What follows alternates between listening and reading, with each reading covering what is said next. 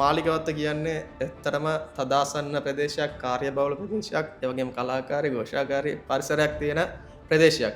අධ්‍යාපනයට ඒ කියන්නේ මගේ උසස් පෙළ විභාගයට සහ අනිත් විභාගවලට ඒක බාධාවක් වුණේ නැහැ ගොඩක්.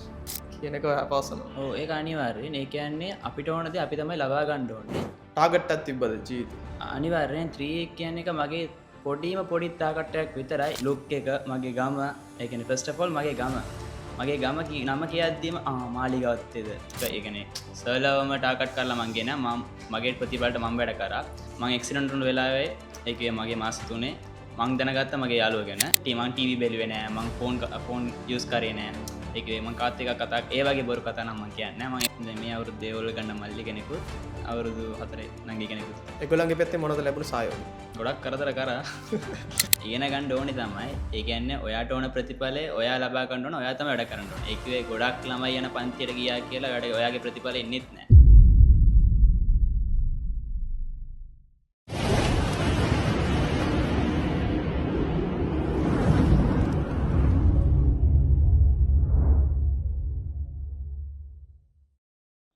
තරඟකාරී අධ්‍යාපන මට්ටමේ දුවන්න තියෙන මේ රටාවේ අධ්‍යාපන මට්ටමින් ජීවිතේ සාර්ථකත්වය ලැබීමත් තවත් එක් උපරිම දක්ෂතාවයක්. ඉතින් අද දින අපත් සමග රැඳී සිටින්නේ මඩේ පිපුණත් නෙළුම් මලේ සුන්දරත්වයේ මාලිගවත්ත ප්‍රදේශයෙන් බිහි වුණු තවත් එක් දරුවෙක්. ඉතින් අද දින මාලිගවත්තට ආඩම්බරයක් ගෙන දෙමින් අපොස උසස් පෙළ විභාගයේදී ඒ සාමාර්ථ 3ක් ලබා ගනිමින් මෙවර විභාගයේදී ජීවිතේ ජයගත් එක් දරුවෙක්. ඒ තමයි ඉජාස් සහෝදරයා. අස්සලාමු අලයිකුම්. ලින්ක් සලාම්. කොහොමද ඉතින් මේ දිනවල වැඩ කටයුතු? හොඳින් වැඩ කටයුතු කරගෙන යනවා අපි. ඇත්තටම සතුටුයි මාලිගවත්ත ප්‍රදේශයේ ඉපදිලා අවුරුදු 12ක අධ්‍යාපන ජීවිතයක් ගත කරලා මේ වගේ ජීවිතේ කටුක තවත් එක් කඩයිමක් පව් කරලා තියෙනවා සාර්ථක ලෙසින්. මොනවද හිතන්නේ ගැන? ගොඩක් සතුටුයි කොහොමත්. මාටත් මගේ පවුලටත් කොහොමත් මේක ගොඩක් ලොකු ජයග්‍රහණයක්. ඉජාස් ඔයාගේ මේ අධ්‍යාපන ජීවිතේ පටන් ගන්නම කොහොමද? මම මාලිගවත්ත ප්‍රදේශයේ ඉපදුනේ. මම මගේ අවුරුදු 2 ශ්‍රේණියේ ඉඳලා 13 ශ්‍රේණිය වෙනකම් මේ පංචිකවත්ත අලිදාය මහා විද්‍යාලයේ තමයි මගේ පාසල් ජීවිතය ගත්තේ. මගේ උසස් පෙළ විභාගෙත් ඒ ඉස්කෝලේම තමයි මං කරේ. ඉතින් මාලිගවත්ත කියන්නේ ඇත්තටම තදාසන්න ප්‍රදේශයක්, කාර්යබහුල ප්‍රදේශයක්, ඒ වගේම කලාකාරී, ഘോഷාකාරී පරිසරයක් තියෙන ප්‍රදේශයක්. එවැනි පරිසරයක මෙවැනි ඇචීව්මන්ට් එකක්, ඒ කියන්නේ මේ උසස් පෙළ මේ සාමාර්ථය ලබා ගන්න කොහොමද එක්ස්පීරියන්ස් එක? ඔව් ඔබ කිව්ව දේ මම පිළිගන්නවා. ඒ ഘോഷාකාරී තමයි, තදබදේ තමයි. එය මගේ අධ්‍යාපනයට ඒ කියන්නේ මගේ උසස් පෙළ විභාගයට සහ අනිත් විභාගවලට ඒක බාධාවක් වුණේ නැහැ ගොඩක්. ඒ මොන දේ වුණත් මාලිගවත්ත කියන්නේ මගේ ගම. ඒකේ තියෙන ප්‍රශ්න මම මගේ ඔළුවට දාගත්තේ නැහැ. කියන මගේ තැන මම අදා ගන්න මගේ වැඩ ටික මම කරගත්තා. ඒ කියන්නේ ඒකේ තියෙන ප්‍රශ්න එම ඔළුවේ දාගත්තොත් මගේ වැඩ ටික කරගන්න බෑ කියලා මම දන්නවා. ඒ හින්දා මම මගේ වැඩ ටික කරගත්තා. ඒ කියන්නේ පරිසරේ කොච්චර බාධාක් තිබ්බත් Tamanගේ ජීවිතේට ඒක අදාළ නැහැ කියන එක අපවසන. ඔව් ඒක අනිවාර්යයෙන්. ඒ කියන්නේ අපිට ඕන දේ අපි තමයි ලබා ගන්න ඕනේ. ඒකේ අපේ පරිසරයකට අදාළ නැහැ, අපේ ගමේකට අදාළ නැහැ කියන එක ඒක අනිවාර්ය කරුණක් කියලා මම ඉතින් සඳහන් කරනවා. ඉතින් අපිට දැනගන්න ලැබුණ ඉජාස්ගේ මගින් පරිසරය හා ස්ථානය අදාළ නැහැ තම ජීවිතේට.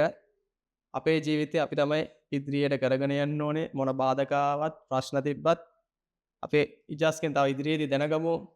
ඉජාස්ගේ ජීවිත ගමනේ, අධ්‍යාපන ගමනේ තව මොනවද ලබාගත් ජයග්‍රහණ හා මේ ජයග්‍රහණ ඇතුලේ ඔයාට උදව් කරපු සහයෝගය ලබා දුන්න කට්ටිය ගැන පොඩි හැඳින්වීම. මොනතුන් ප්‍රථම තරගකාරී විභාගය. ඒ වයසේ එක තමයි තරගකාරී විභාගය. ඒ කියන්නේ මගේ ශිෂ්‍යත්ව විභාගය. ඒකේ ඉඳලා මගේ සාමාන්‍ය පෙළ, උසස් පෙළ. ඒ වෙනකම් මට ගොඩාක් උදව් කරේ මං ගුරුවරෙක් කියලා කියන්නේ මගේ අම්මා මගේ තාත්තා. ඒ දෙන්න පසුව තමයි මගේ ගුරුවරු. ගුරුවරු ගැන නේම් මෙන්ෂන් කරන්න මෙතන ගොඩක් දෙනෙක් ඉන්නවා. එක්කෙනෙක් කියලා මම ඉගෙන ගත්තේ නැහැ. ගොඩක් දෙනෙක්ගෙන් ඉගෙන ගත්තා. ඒකේ YouTube එකකින් වුණත් අනිකොත් කාගේ වුණත් ඒ කියන්නේ කවුද කියලා මම බැලුවේ නැහැ. ඒක හොඳ දෙයක් කියලා දුන්නත් ඒ කියන්නේ මට ඕන දේ පොයින්ට් එකක් කියලා දුන්නත් මම ඒක ඉගෙන ගත්තා. සබ්ජෙක්ට් එක විතරයි මම බැලුවේ. ඒකේ කවුද ගණනේ යාගේ ලොක් එක බැලුවේ නැහැ. දරුවන් කොච්චරක් යනවයි කියලා මම බැලුවේ නැහැ. මට ඕන දේ එයා දෙනවද එච්චරයි මම බැලුවේ. ඔයාට අවශ්‍ය දේ ලබා ගත්තා. අවශ්‍ය දේ ලබා ගත්තා. එකන මගේ ස්කෝලයෙන් වුණත් ගොඩක් ගුරුවරු උදව් කරා මගේ අලුත් විදුවල් පතිතුමි එය තමතර පන්තිය මද මටතමයි සභාගී වැන්ඩ අමාරුණේ ඒත් එය ගොඩක් උදව් කරාමට ඒක ඉගෙන ගන්න. එතකොට ඉජස් මේ ගමනේ දැන් සාමාර්ථ 3ක් ගත්තනේ. ටාගට් එකක් තිබ්බද ජීවිතේ? අනිවාර්යෙන් 3 කියන්නේ එක මගේ පොඩි තාගට්ටයක් විතරයි. ඒ කියන්නේ මගේ සාමාන්‍ය පෙළ කියන්නේ මං වැඩි ඉගෙන ගත්තු එකක් නෙවෙයි. සාමාන්‍ය පෙළ පසු උසස් පෙළ තෙක් තිබ්බු කාලේ තමයි මගේ මානසිකත්වයේ ගොඩක් දුරට පුළුල් වුණ දවස් ටික. ඒ කියන්නේ ඒ 3ක් කියන එක මට දැන් මදි. ඒ කියන්නේ මම බලාපොරොත්තු වෙන්නේ Z ස්කෝර් එක දෙකට වඩා වැඩියෙන් තියෙන්න ඕනේ කියන එක. ඒ කියන්නේ මේ මැදදී මට හමු වුණු වාදකත් එක්ක මට 1.59 කියන එක මට ගොඩක් අඩුම ඒ කියන්නේ ඒ 3ක් කියන්නේ ගොඩක් මදි රිසල්ට්ස් ප්‍රතිඵලයක් කියලා මම ඔතනදී කියන්න ඕනේ. ඔව්. එතකොට ඉජස් සඳහන් කරා බාධක තිබුණා, චැලෙන්ජස් තිබුණා කියලා. ඒ ගැන පොඩි හැඳින්වීම. මගේ දැන් ස්කෝලේ ජීවිතය නැති මගේ පන්තියට මං ගියොත් හරි ඉස්සෙල්ලාම මගේ ප්‍රතිඵල ඒ කියන්නේ මගේ ලකුණු බලන්නත් කලින් මාව ජජ් කරේ මගේ ලුක් එකේ තියලා. ලුක් එක මගේ ගම ඒ කියන්නේ ෆස්ට් ඔෆ් ඕල් මගේ ගම නම කියද්දිම මාලිගවත්තේද මාලිගවත්තේ ඉඳලා ඔයා එන්නේ මාලිගවත් මෙයාට මෙච්චරයි පුළුවන් කියලා ඒක ෆස්ට් එකම ජජ් කරලා ඉවරට වුණා පස්සේ තමයි මාව ඒ කියන්නේ මාව මං ගැන මාත් එක්ක කතා කරන්නේ. ඒ කියන්නේ කතා කරන විදියත් එහෙම වෙනස් වෙනවා. අනික මගේ ලුක් එක. කියන මං අනෙකුත් ළමයි වගේ අර ඩීසන්ට් එකේ ඉන්න කැමති කෙනෙක්. ඒ කියන්නේ ඩීසන්ට් එකේ තමයි ඉන්නේ කොහොමත්. අර ලුක් එක මං කැමති මට ඕන මොඩර්න් විදිහට. පැත්තට. මොඩර්න් පැත්තට. මොඩර්න් පැත්තට. ඒ කියන්නේ මොඩර්න්ම නෙවෙයි. අර ලොකුවට ඇඳගෙන ඒ වගේ බැගි ලයින් එකේ ඉන්න තමයි මං කැමති. ඒ කියන්නේ අර ඩීසන්ට් එකේ ඉන් කරගෙන ගියොත් එහෙම එක ඩීසන්ට් ඒගොල්ලන් ඉගෙන ගන්න ළමයි කියලා අර මයින්ඩ්සෙට් එකට මිස්ලා වුණත් එනවා. බැඳුම් වාදයක් තියෙනවා. ඔව් ඒ කියන්නේ ඒවා පොඩි බාධක ඒ කියන්නේ ඒ පොඩි බාධකනේ මගේ ලොකුම බාධක උනේ මගේ ගම තමයි. ඒ කියන්නේ ගම මට බාධකයක් වුණේ නැහැ. ඒක මිස්ලාගේ තෝට් එකට ඒක වැරද්දක්. ඒ කියන්නේ ඒගොල්ලන්ගේ වැරදි හැමෝම නෙමෙයි යම්කිසි පාර්ශවයක් විතරයි. ගුරුවරු ඒකයි ඒගොල්ලන්ග. ඒ කියන්නේ ඒගොල්ලන්ගේ වැරදි අදහස් මට ඒක ලොකු බාධකයක් වුණා ඒක එතනදී. ඒ කියන්නේ ඒ අතරතුර මම ඇක්සිඩන්ට් එකක් වුණා මාස 3ක් විතර ගෙදර හිටියා. ආර්ථික ප්‍රශ්නේම ඒවා මේකට කම්පෙයාර් කරද්දී පොඩි ප්‍රශ්න තමයි මට. එතකොට බාධකත් එක්කම මේ ස්ටඩි මෙතඩ් එක කොහොමද වගේ? කොහොමද එදිනෙදා ජීවිත වැඩ කටයුතු කරගෙන යන විදියත් ඒගම එඩියුකේෂන් එකට කොච්චර වගේ ටයිම් එකක් ස්පෙන්ඩ් කරාද මේ තැනට එන්න? එක්කවේ මං තෝරගත්තු සබ්ජෙක්ට් එකත් එක්ක ඒක ඉගෙන ගන්න මෙතඩ් එකත් වෙනස් කරගත්තා. ඒ කියන්නේ මං නම්බර්ස් වලට කැමතියි. ඒකින්ද මම දැන් දවල් වෙලාවේදී පාඩම් කරන්නත් රෑ වෙලාවේදී ඒ කියන්නේ රෑ වෙලාවේදී පාඩම් කරද්දී කොහොමත් නිින්දවත් නිදිමත යනවා කියලා අපි දන්නවා. දැන් රෑ වෙලාවේදී ගානක් හදනකොට ඒක අපි නිදිමතක් එන්නේ නැහැ. ඒකින්ද මං දවල් වෙලාවේදී පාඩම් කරා රෑ වෙලාවේදී තියෙන ගානන් ඔක්කොම ඇදලා සමහර වෙලාවට පැය 20ක් ඉගෙන ගත දවසක් තියෙනවා. තමර දවස් වලට පැය 2ක් ඉගෙන ගත්තා. වැඩිපුරම ටයිම් එක ස්පෙන්ඩ් කරේ ක්ලාසස් ගිහිල්ලාද ඉස්කෝලේද සෙල්ෆ් ස්ටඩීස්ද මොන එකටද? ස්කෝලේ ගියේ උසස් පෙළට ස්කෝලේ ගියේ අවුරුද්දයි.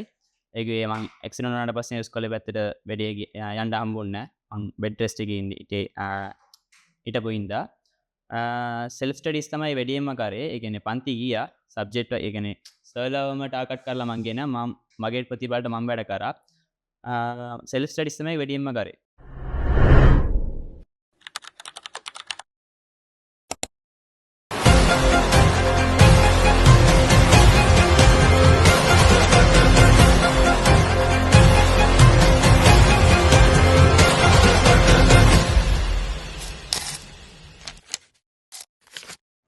මේ ගමනේ පාසල් මට්ටමින් ඔයාගේ යහළුවන් මෝටිව් කරන්න එයාගේ සහයෝගය දෙන්න කවුද හිටියේ?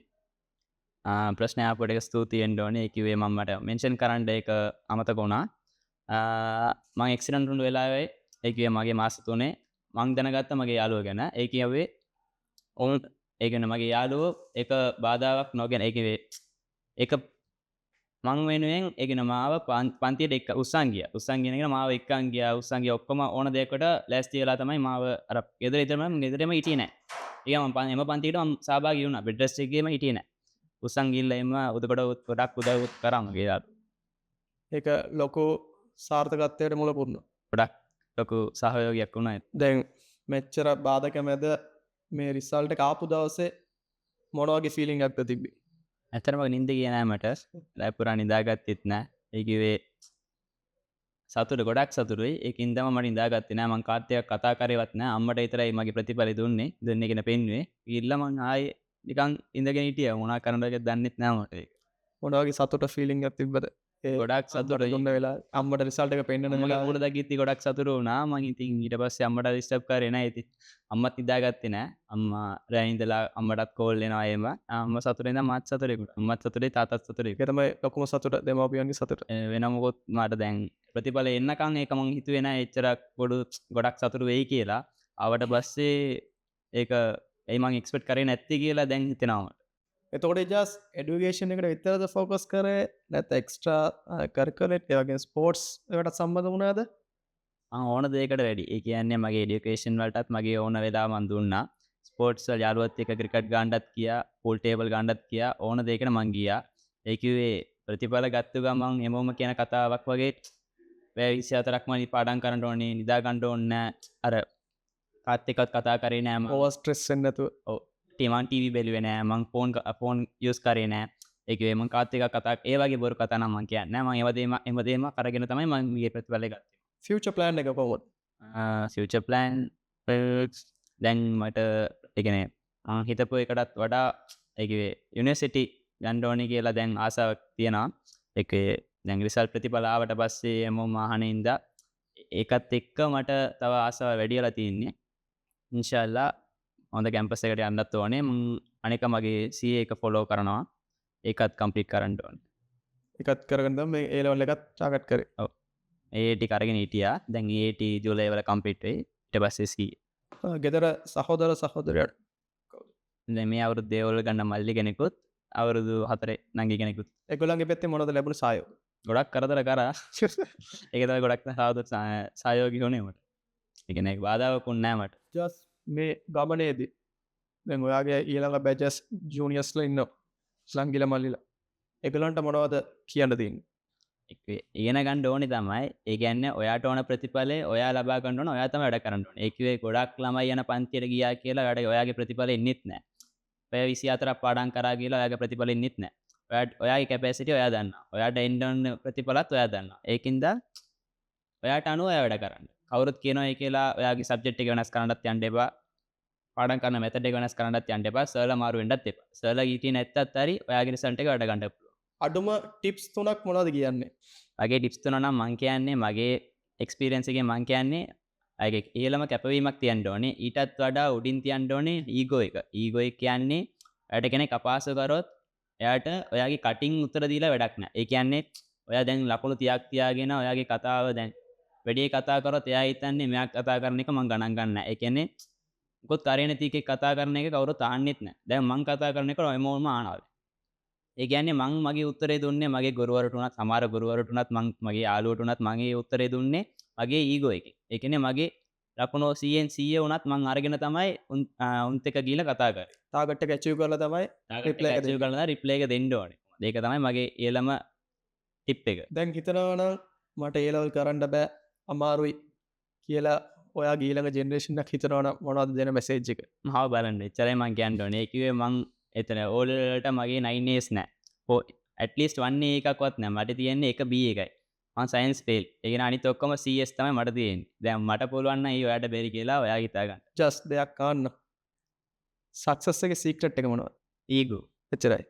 ඊගෝ ඒ කියන්නේ එක පර්සන් කෙනෙක් ඇයිට යනවද නැත්තම් සමාජයට ඔයාගෙන් දෙයක් ඉගෙන ගන්න ඕන නම් මේ සක්සස් එකේ මොකද සීක්‍රට් එක? එක මං ඊගෝ කියලා කියනවා එක පගේ ෆෙස්ට් එකට. ඒ කියන්නේ ඒක හැබිට් එක විදිහට මං පුරුදු වෙලා තියෙන්නේ මගේ ඊගෝ එකට මං මුල් තැන දෙන එක. ඒ කියන්නේ මගේ එක පුරුද්දක්. ඒක මට වෙනස් කරන්න බෑ කවුරු ඉඳවත්. අනිත් එක පර්සන් කෙනෙක් ඉන්නවා. ඒ කියන්නේ අපි කියන කවුරු හරි වරි වෙනවා නම් මගේ අම්මා ගැන මං කියනවා. ඒ කියන්නේ එයා වෙනුවෙන් ඕන දෙයක් කරන්න පුළුවන්. අම්මා තාත්තා. අම්මා කියලා කියන්නේ අම්මා තාත්තා දෙන්නට තමයි. ඒ කියන්නේ ඒ දෙන්නට දෙන්න ඕන දේ ඔයා හරියට දෙන්න ඕනේ. ඒ කියන්නේ ඒගොල්ලන් කියලා කැපවීමක් ඔයා වෙනුවෙන් කරනවා නම් ඒක ඔයා ඒගොල්ලන්ට දෙන්න ඕන දේ හරියට කරොත් එච්චරයි. වෙන මොකුත් ඕනේ. දැන් අධ්‍යාපන විතරක් නැතුව අනිත් වැඩ ටිකක් කරගෙන ගියා. ඔව්. මොකද ඉන්ට්‍රස්ට් එක? ස්පෝර්ට්ස්. ඒ කියන්නේ මම මූවි බලන්නේ නැහැ. එම ඇත්ත කියනවනේ මම අවුරුදු දෙකක්ම මූවිස් බැලුවේ නැහැ. මගේ යාළුවනුත් බනින්නේ තියටර් එකට අන්ත ගෙවුවත් මම යන්නේ නැහැ. එන මූවිස් මං බලලා තියෙන මම ස්ටෝරිය එක කියනවා නම් කියන්නේ මගේ ඕල්ඩ් මූවිස් මං කියන්නේ අර මම බලපු මූවිස් වල තමයි මම ස්ටෝරි දාන්නේ. අලුත් එකක් කිව්වත් මං දාන්නේ. මම එළිය බලන්නේ දැන් ස්පෝර්ට්ස් බලනවා. ඒව තමයි මගේ බලනවා. ස්ක්‍රෝල් කරන්නේ නැහැ මම වැඩි. Instagram TikTok ඒවා විකුත් වැඩි ස්ක්‍රෝල් කරලා යන්නේ නැහැ. මම ටීවී නම් බලන්නේ ස්පෝර්ට්ස්. ජස් අතීතයට ගියා නම් මොනවද හිතන්න දේවල් දැන් ඉන්න තත්ත්වයට කරන්න ඕනේ මිස් වුණා කියලා හිතනවනේ. ඕරල් රිසල්ට්ස් එක මගේ මං කියවෙන්නේ මම අනික බලපෑමක් ඕනේ නැහැ. ඒත් මොකක්ද ඕවර් රිසල්ට් එක කියන්න පුළුවන්ද? එක B එකයි C පහයි S දෙකයි. ඒක සයන්ස් පේ. ඒක මම කියන්නේ නැහැ වැඩි. ඒ කියන්නේ ඒක ඕනේ නැහැ ඉඳ. ඒක දැන් පන්තිකට ගියොත් හරි ඉස්සෙල්ලාම A level පන්තිකට ගියොත් හරි එමොම ඕරල් රිසල්ට්ස් එකෙන් තමයි ජජ් කරන්නේ. ඒකෙන් මගේ දැන් ඒ හතරක් තියෙන අයට වඩා ඒ කියන්නේ අන්තිම ඒක ඒගොල්ලන්ගේ ලාස්ට් ඔප්ෂන් එක ඒ හතරක් හරි තුනක් හරි තියෙන තමයි ඒ කියන්නේ ඒ නවයක් තියෙන ඕන් ඒ කියන්නේ තියෙන අය A level වලට ඒ තුනක් ගන්නවා කියන එක. ඒ නවයක් තියන්න අනිවාර්යෙන් ගන්නවා. ඒ හතරක් තියෙන අය කොහොම හරි ගන්නවා. අපි ඒ කියන්නේ මගේ රිසල්ට්ස් එක එතන කතාවක් විදිහටවත් තියලා නැහැ. ඒ කියන්නේ දැන් අතීතයට ගියොත් හරි මේ ඒ කිව්වේ අඩුවට ඒ එකක් හරි තියන්න ඕනේ කියන එක තමයි මගේ බලාපොරොත්තුව. ඒ කියන්නේ මගේ සබ්ජෙක්ට් එකට. මැත්ස් එකටයි කොමර්ස් එකට වෙන මොකුත් ඒක නෑ. ෆේල් වුණ සබ්ජෙක්ට් එක මම හිතන්නේ නැහැ වැඩි. ඒ කියන්නේ ඒක යැපිලා රිසල්ට් එක අනුව තමයි ඉදිරියට යන්න ඕනේ කියලා මතයක් තියෙනවා.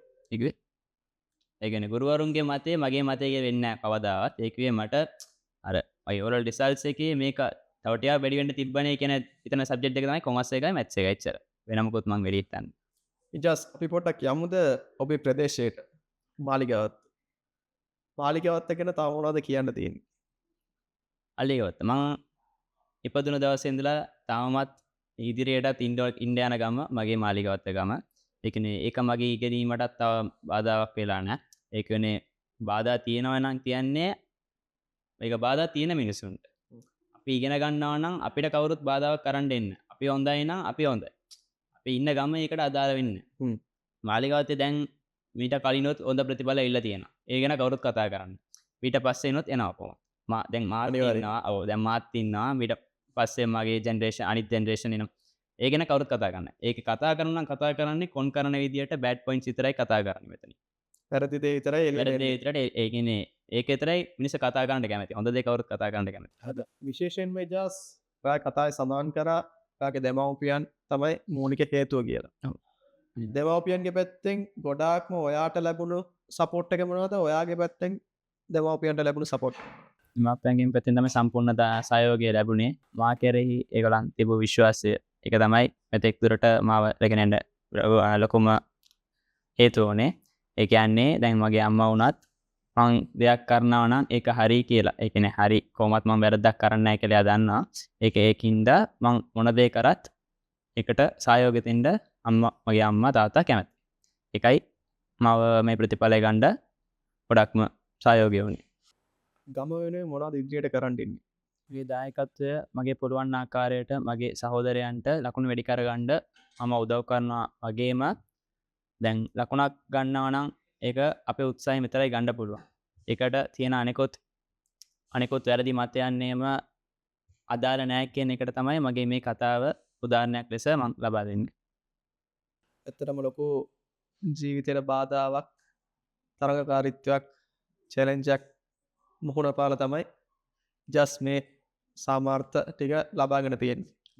අපිට දෙක ගන්න හැකි වුණා තවත් එක් මාලිගාවත්ෙන් බිහි වුණු දක්ෂ තරුවක් අද අපත් සමග රැඳී සිටියා. එයාගේ ජීවිත කතාව අපිත් සමග බෙදා ගත්තා.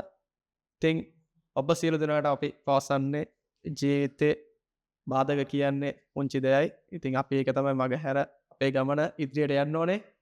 ඉතින් ඉදිරියේදී අපේ වැඩසටහන් වලින් තවත් මේ වගේ ජීවිතේ 0 ඉඳලා හීරෝ වෙනකන් ආපු චරිත මෙහෙට ගෙන්වන්න අපත් සමග රැඳී සිටින්න අපේ channel එක subscribe කරන්න follow කරන්න like කරන්න ස්තුතියි.